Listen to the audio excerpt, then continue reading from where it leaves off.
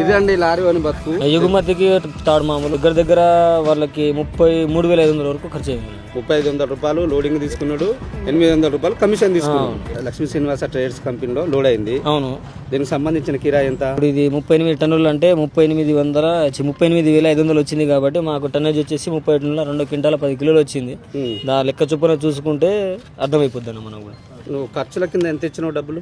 ఇక్కడ ఖర్చుల కింద నాన్న దగ్గర వాళ్ళకి 33,500 వరకు ఖర్చు అయింది. 3,500 రూపాయలు ఖర్చు ఇచ్చాను. ఏది ఎగుమతికి తాడు మామూలు మొత్తం ఇచ్చాను. 3,500 వరకు ఖర్చు ఇచ్చారు. నెక్స్ట్ ఈ బ్రోకరేజ్ ఏమైనా తీసుకున్నారా? ఆ బ్రోకర్ వచ్చేసి 800 వరకు తీసుకున్నారు. ఇప్పుడు మీకు కేసంద్రం పిలిపించిన బ్రోకర్ ఎవరు? Anil Bhagavathi road lines Anil. అవునన్నా, 3,500 రూపాయలు లోడింగ్ తీసుకున్నాడు, 800 రూపాయలు కమిషన్ తీసుకున్నాడు. ఇది మన పట్టాభి అన్న, పెద్దపురం ఉంటుంది అన్న. వాళ్ళు కట్ చేస్తారన్న మనకు. ఎంత?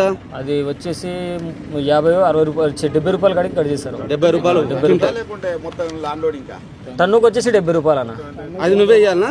మన దాంట్లోనే కట్ అయితే వేరే ఎవరు చేస్తారన్న. ఇదండి లారీ అని బతుకు. ఇటువంటి దోపిడీ చేసుకుంటా మేము మాట్లాడేది నిజం.